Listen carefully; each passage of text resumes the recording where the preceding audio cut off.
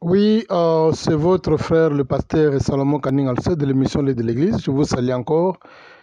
Soyez le bienvenu dans notre troisième séance, c'est comment restaurer un caractère qui est brisé ou bien comment réparer un caractère qui est détruit ou bien un témoignage qui est affecté négativement.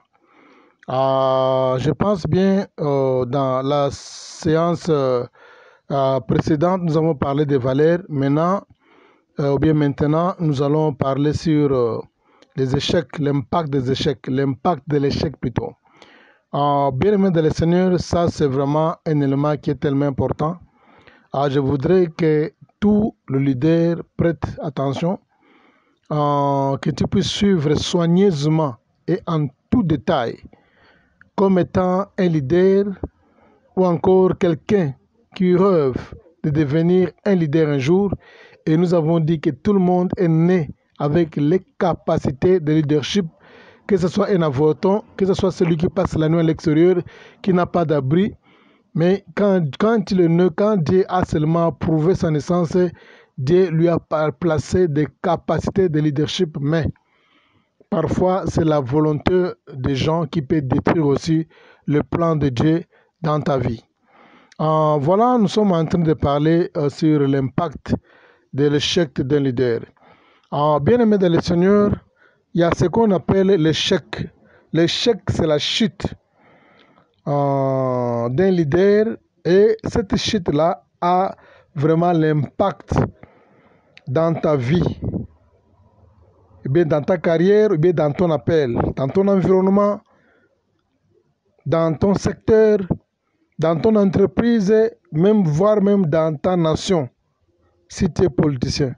Rappelez-vous que le message ici n'est pas seulement limité au niveau de l'Église, c'est un message qui vraiment n'a pas de limite. Le message de leadership s'étend à tous les niveaux, même au niveau de la nation, au niveau de la communauté, au niveau des ONG, des entreprises, au niveau des organisations. Ce message a vraiment l'utilité dans tous ces domaines-là. Quand nous sommes en train de parler, le focus n'est pas seulement dans l'Église, mais pourquoi pas aussi une nation, une entreprise. Nous sommes en train de parler sur l'échec, l'impact de l'échec d'un leader. C'est un élément qui est tellement important que vous allez suivre avec beaucoup d'attention. Tout le monde peut ou pourrait échouer, ou encore tout le monde peut avoir l'expérience des échecs personnels. Il n'y a aucune personne qui peut dire dans ta vie qu'il n'a jamais échoué. Et si tu n'as jamais échoué, peut-être cela pourra t'arriver le lendemain. Alors, il est vraiment convenable ou tellement important que nous puissions parler sur l'impact de ces échecs, puisque si cela ne t'a jamais arrivé, ça pourra être que dans les jours à venir, tu puisses aussi être victime de l'échec ou bien d'une chute. Chacun peut commettre un acte qu'il se sent embarrassé lui-même ou qui doit embarrasser les autres. Mais le problème n'est pas surtout sur l'échec, mais le problème c'est comment traiter avec l'échec. Le problème c'est comment vous devez régler pour la réparation. Donc la personne qui a échoué, la personne qui a chuté dans sa carrière, dans son appel, et la personne qui a échoué à restaurer ou à réparer son caractère, je pense bien la plus malheureuse parmi les deux personnes, c'est celle qui a échoué à restaurer son caractère, ou bien celle qui a échoué à réparer son caractère. L'échec ou bien la chute n'est pas vraiment un problème comme tel. C'est un problème, mais ce n'est pas plus grand par rapport à la personne qui a échoué à réparer son caractère ou encore à être restauré encore. La plupart des leaders que j'ai connus, que j'ai rencontrés, ils ne savent pas comment se tenir devant l'échec ou comment manipuler l'échec, ou bien en cas où ils ont échoué, en cas où leur caractère a été affecté négativement, ils ont des difficultés sérieuses pour se tenir encore debout, pour réparer, pour être restauré encore.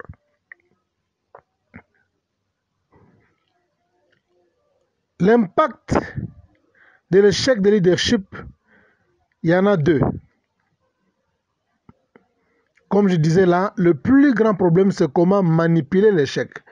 On peut échouer, on peut chuter, on peut connaître des erreurs dans le ministère, dans la vocation, dans votre appel, dans votre, dans votre carrière, dans votre entreprise, dans votre nation, dans votre royaume. Mais le plus grand problème, c'est comment manipuler l'échec. Si tu n'es pas en mesure de manipuler l'échec, tu es plus malheureux que la personne qui a échoué. Et la personne la plus heureuse, c'est celui qui sait comment manipuler l'échec ou bien comment il peut être restauré ou il peut être encore réparé. L'impact, je disais, l'impact de l'échec à deux niveaux, ou bien l'impact de l'échec de leadership à deux niveaux. Le premier niveau, échouer dans le leadership n'est pas plus grand qu'échouer comment traiter ou comment être restauré. Je reprends ça, l'impact de l'échec de leadership à deux niveaux. Le premier niveau, c'est quoi? Échouer dans le leadership n'est pas plus grand échec qu'échouer à restaurer ou à réparer. On peut échouer, d'accord, ça c'est encore un échec. Mais l'échec le plus grave, c'est comment, si tu n'es pas en mesure de manipuler, si tu n'es pas en mesure d'être restauré, de se tenir encore debout. Tu es tombé, tu es parti, ça c'était un grand échec. Mais le plus grand échec, c'est quoi? Quand tu n'es pas en mesure de te relever encore, d'être réparé ou encore d'être restauré. Le deuxième volet, l'échec dans le leadership est la fermeture de votre compte de confiance. Quand tu échoues, les gens ferment leur compte de confiance vers vous. Ça, je vais expliquer ça clairement. Le deuxième, vraiment, c'est tellement intéressant. Rappelez-vous que tu ne peux pas prier pour que les gens te fassent confiance. Tu ne peux pas acheter la confiance. Tu ne peux pas gêner pour que les gens vous font confiance. Moins encore, tu ne peux pas réclamer la confiance et la demander auprès des gens. La confiance est quelque chose qui ne se réclame pas par la parole. La confiance est quelque chose qu'on n'obtient pas par une prière ou bien par le jeûne. La confiance, c'est quelque chose qui est comme un compte bancaire. Quand tu deviens un leader, maintenant les gens ouvrent un compte, pas bancaire, mais un compte de confiance. Ils vont te faire confiance puisqu'ils ont ouvert un compte de confiance. Ça, c'est le deuxième volet. Je vais expliquer. La confiance est quelque chose que les gens déposent dans votre compte. De plus en plus qu'ils connaissent par rapport à vos convictions, qu'ils vous connaissent par rapport à votre conviction. Je disais ceci, la confiance c'est quelque chose que les gens déposent comme un compte bancaire dans votre compte. Les gens ouvrent. Quand par exemple les gens acceptent de vous suivre, la première chose c'est quoi? Ils ouvrent un compte de confiance. Ils placent leur confiance à toi. Pourquoi? Puisqu'ils ont eu des convictions personnelles. D'abord, ils vous connaissent mieux et par rapport à ça, ils font quoi? Ils vous donnent vos convictions, ils vous donnent leurs convictions. D'abord, c'est la connaissance. Quand les gens vous connaissent, après, les gens vont vous donner des convictions. Vous les avez convaincus. Après, ils vont maintenant placer leur confiance en vous comme état de compte bancaire. Chaque fois que tu améliores ton caractère et les gens viennent et ils déposent leur confiance dans votre compte parce qu'ils approuvent tout chez vous ou bien tout chez toi. Donc, quand chaque fois votre comportement est amélioré, votre caractère, vos valeurs, vos convictions sont améliorées, les gens vous font confiance, les gens ouvrent un compte, ils placent leur confiance en toi. Le problème est celle, tu peux ouvrir ou bien bâtir un compte de confiance comme étant un leader pour plusieurs années. Ça peut te prendre 20 ans, 15 ans pour bâtir un compte de confiance. Ça peut te prendre même 50 ans, même 40 ans pour convaincre les gens, pour que les gens placent leur confiance en toi, pour que les gens vous connaissent. Ça prend plusieurs années.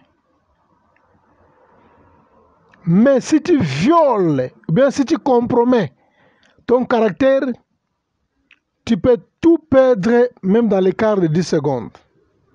Bien-aimé dans le Seigneur, cher pasteur, cher apôtre, cher prophète, cher directeur général, cher diacre, cher ministre de Dieu, bishop, archibishop et tous les titres honorables. Tu peux faire 50 à 40 ans pour convaincre les gens, pour que les gens puissent ouvrir un compte de confiance qu'ils placent en vous. Mais le jour, un seul jour seulement que tu vas compromettre, un seul jour seulement que tu vas échouer, un seul jour seulement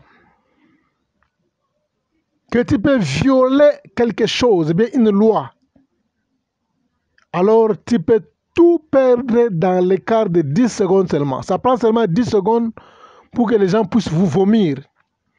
Malgré les années que vous avez fait, malgré le grand travail que vous avez fait, malgré votre réputation, votre renommée, votre influence, votre talisme, vos caractères, vos talents, tout ce que vous avez fait pendant 40 ans, que les gens ont placé votre confiance en toi, que les gens plutôt ont placé leur confiance en toi, tu peux tout perdre à l'écart de 10 secondes. La confiance est la devise du leadership. Si tu comprends que la confiance est la devise du leadership, alors tu seras prudent. Avant de poser un acte, tu dois réfléchir 2 fois et étudier d'abord les conséquences. Les sages disent une chose. Avant de poser un acte, il faut soigneusement étudier les conséquences puisque tu vas vivre les conséquences d'un acte pendant plusieurs années par rapport à l'acte lui-même. Tu peux poser un acte aujourd'hui et l'acte terminé. L'acte peut prendre 30 secondes, 20 minutes, 2 heures du temps, mais les conséquences, tu ne vas pas vivre ça pendant 30 secondes. Les conséquences prennent plusieurs années et pour être réparées. Comme je disais là, la confiance est la devise de leadership. Les gens vous suivent parce qu'ils vous font confiance. Et quand tu violes ton caractère, tu perds ton compte de confiance. Nous sommes en train de parler sur comment restaurer un caractère qui est brisé ou bien comment réparer un caractère qui est brisé ou bien qui est détruit. Alors ces éléments ici sont tellement importants avant que nous puissions entrer dans la profondeur. Et nous sommes déjà entrés nous sommes en train d'aller en détail lentement et sûrement. C'est pourquoi je dis que les gens vous suivent parce qu'ils ont placé leur confiance en vous. Les gens ne vous suivent pas à cause de vos charismes. Les gens ne vous suivent pas à cause des miracles, des prodiges, tout ce que tu fais. Les gens ne vous suivent pas à cause de vos capacités. Les gens ne vous suivent pas à cause de votre force, votre apparence, votre beauté. Mais les gens vous suivent pourquoi? Puisqu'ils ont placé, ils vous font confiance, ils ont placé leur confiance en vous. Et quand tu violes ton caractère, tu perds ton compte de confiance, comme vous pouvez perdre les comptes bancaires. Les comptes bancaires, on peut les perdre. De la même manière, on peut perdre aussi un compte de confiance que les gens ont ouvert pour vous quand tu violes quelque chose. C'est pourquoi je dis, avant de commettre un acte, il faut s'asseoir soigneusement, calmement, pour faire les études de ces conséquences. Qu'est-ce que tu fais en secret? Tout ce que tu peux faire en secret peut annihiler ton compte. Je reprends ça. Tout ce que tu fais en secret, ce sont les choses qui peuvent complètement annihiler ton compte pour que les gens ne croient plus en vous, pour que les gens ne vous font plus confiance. Quand tu as un caractère qui est solide, quand tu as un caractère qui est stable, c'est alors que tu peux acheter la confiance des gens. La confiance des gens ne s'achète que quand tu as un caractère qui est stable, un caractère qui est solide, et ça doit être quotidien et permanent chaque jour. Le caractère, c'est quelque chose, il faut prendre soin, comme on prend soin d'une plante pour croître. Le caractère, ce n'est pas quelque chose que tu fais aujourd'hui, demain, après tu croises les mains. Le caractère, c'est un effort qui est quotidien. Chaque jour, tu te fais esclave. Chaque jour, tu te fais prisonnier de tes propres caractères. ton propre valeur, que tu dois observer. Cela demande la stabilité. Tu dois être stable moralement et pour permettre que les gens puissent acheter la confiance en toi. Et il faut être un homme qui est solide, avoir un caractère qui est solide, avoir un caractère qui est stable, afin que les gens puissent placer leur compte de confiance à toi. Ton problème ou encore ton rôle comme étant un leader, c'est de protéger ton compte de confiance. Un bon leader protège son compte de confiance puisqu'il sait très bien que les gens le suivent parce qu'ils vous font confiance. Dès que tu ne vas pas protéger ton compte de confiance, automatiquement, tu es en train de t'exposer et afin que ce compte-là soit annulé par les gens. N'oubliez pas que tu peux bâtir une œuvre pendant 50 ans, mais 15 secondes est suffisante pour que tu puisses tout perdre. C'est impossible de diriger ceux qui ne te font pas confiance parce qu'ils vont te saboter et tu seras surpris quand tu quittes leur présence et ce qui se passe derrière toi. On ne peut jamais diriger les gens qui ne te font jamais confiance.